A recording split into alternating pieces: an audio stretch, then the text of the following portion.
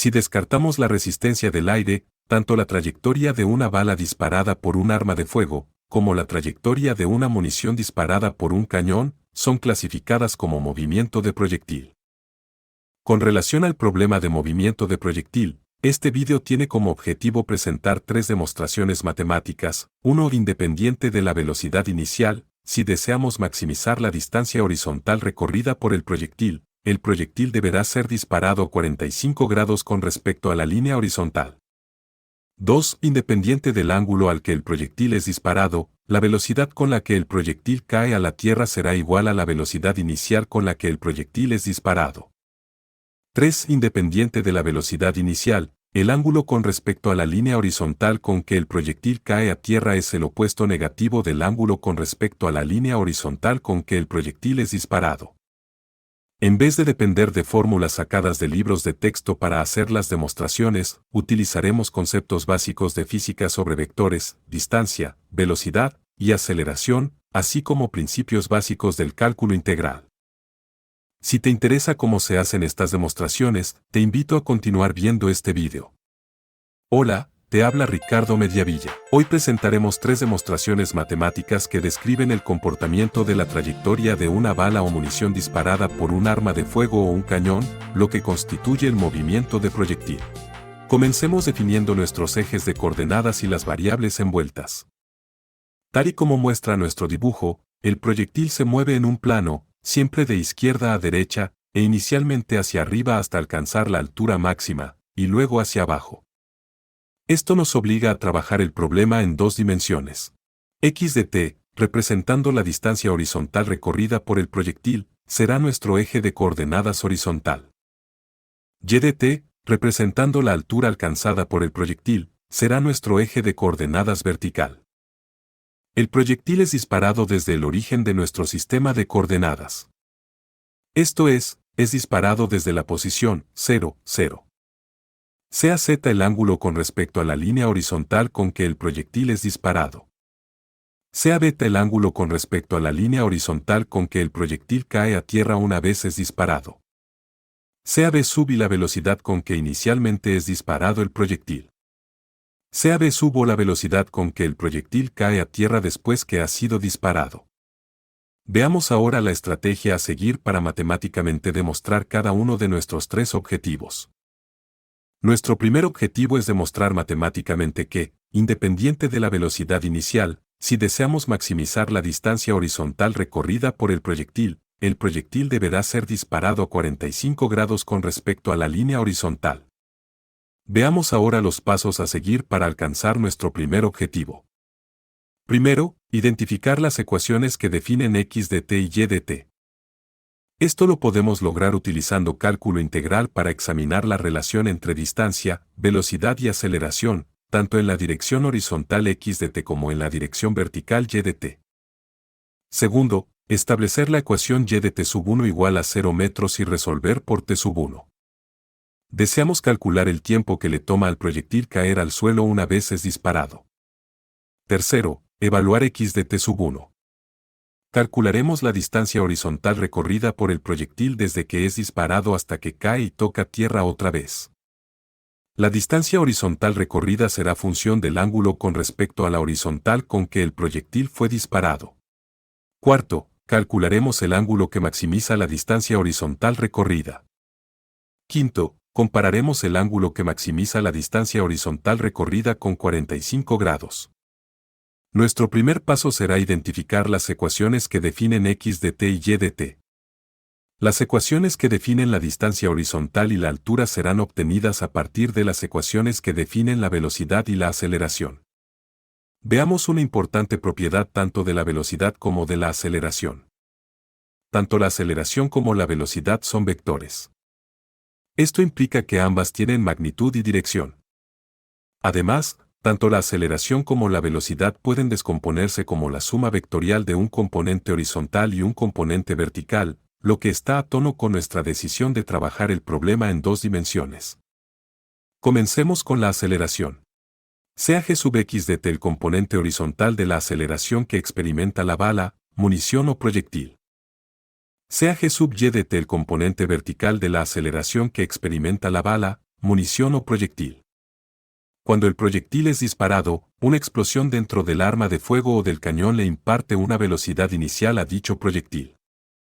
Sin embargo, una vez el proyectil es disparado, como estamos descartando la resistencia del aire, la única fuerza que actúa sobre el proyectil es la fuerza de gravedad, la cual actúa directamente hacia abajo, sin componente horizontal alguno que pueda aumentar o frenar la velocidad horizontal inicial del proyectil. Como toda aceleración es producida por una fuerza, y ni hay componente horizontal de la fuerza de gravedad, ni hay ninguna otra fuerza actuando sobre el proyectil, entonces, G sub x de t es 0 para todo valor de t. En la dirección vertical la fuerza de gravedad produce una aceleración de menos 9.807 metros por segundo al cuadrado. Este valor es una constante para nuestro planeta. El signo negativo se debe a que en nuestro sistema de coordenadas el desplazamiento hacia arriba es considerado positivo, y el desplazamiento hacia abajo es considerado negativo, y sabemos que la fuerza de gravedad siempre actúa hacia abajo. Continuemos ahora con la velocidad. Si integramos la aceleración, que tiene unidades de metros por segundo al cuadrado, obtenemos la velocidad, la cual tiene unidades de metros por segundo. Sea v sub x de t el componente horizontal de la velocidad. Sea v sub y de t el componente vertical de la velocidad. V sub x de t es igual al integral de g sub x de tau, evaluado de 0 a t, y sumado a v sub x de 0. Como g sub x de tau es 0, su integral también es 0. Como la velocidad es un vector, v sub x de 0 es igual a v sub y multiplicado por el coseno de z, donde v sub y es la velocidad inicial, y z es el ángulo con respecto a la línea horizontal al que el proyectil es disparado. Por lo tanto, v sub x de t es igual a v sub y coseno de z. V sub y de t es igual al integral de menos 9.807, evaluado de 0 a t, y sumado a v sub y de 0. V sub y de 0 es igual a v sub y multiplicado por el seno de z, donde v sub y es la velocidad inicial, y z es el ángulo con respecto a la línea horizontal al que el proyectil es disparado. Evaluando el integral y simplificando, obtenemos que v sub y de t es igual a menos 9.807 multiplicado por t, y sumado a v sub y seno de z. Continuemos ahora con x de t, la distancia horizontal recorrida por el proyectil, y y de t, la altura o distancia vertical alcanzada por el proyectil. Si integramos la velocidad, que tiene unidades de metros por segundo, obtenemos la distancia, que tiene unidades de metros. X de t es igual al integral de v sub x de tau evaluado de 0 a t, y sumado a x de 0. Reconociendo que x de 0 es 0 y evaluando el integral obtenemos que x de t es igual a v sub y coseno de z multiplicado por t. Y de t es igual al integral de v sub y de tau evaluado desde 0 a t, sumado a y de 0. Reconociendo que y de 0 es 0, y evaluando el integral, obtenemos que y de t es igual a menos 9.807 multiplicado por t al cuadrado y dividido por 2, y sumado v sub y seno de z multiplicado por t.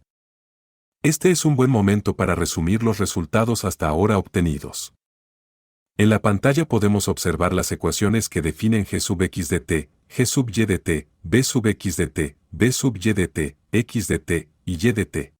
Como acabamos de identificar las ecuaciones que definen x de t y y de t, hemos completado el primer paso en nuestra estrategia para lograr el primer objetivo. En el segundo paso, estableceremos la ecuación y de t sub 1 igual a 0 y resolveremos por t sub 1. Tomamos la ecuación que define y de t y que aparece en nuestro resumen de resultados obtenidos, y la igualamos a 0. Igualemos y de t sub 1 a 0 y resolvamos por t sub 1. Si factorizamos, obtenemos que t sub 1, multiplicado por la suma de menos 4.904 t sub 1, y v sub y seno de z, es igual a 0.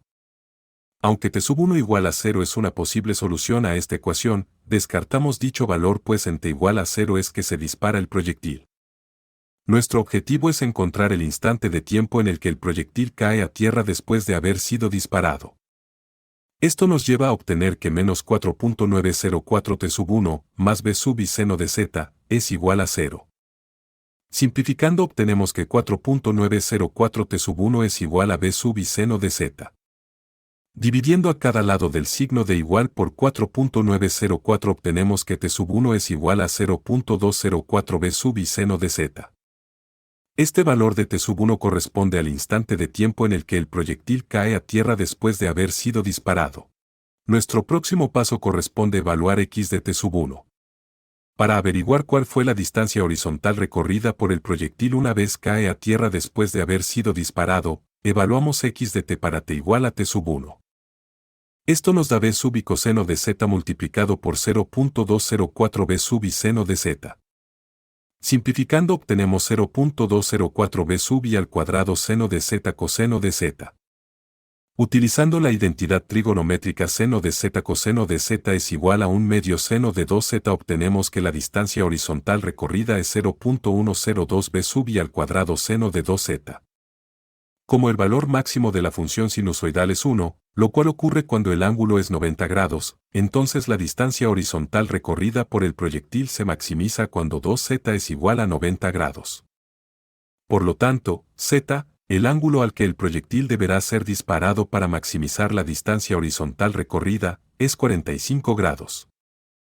Con esto hemos demostrado nuestro primer objetivo. Nuestro segundo objetivo es demostrar matemáticamente que, independiente del ángulo al que el proyectil es disparado, la velocidad con la que el proyectil cae a tierra será igual a la velocidad inicial con la que el proyectil es disparado. Veamos ahora los pasos a seguir para alcanzar nuestro segundo objetivo.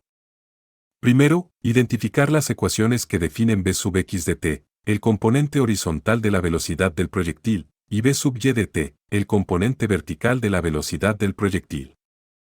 Esto ya lo hicimos como parte del procedimiento para demostrar el primer objetivo. Esto consistió en examinar la relación entre distancia, velocidad y aceleración, tanto en la dirección horizontal x de t como en la dirección vertical y de t.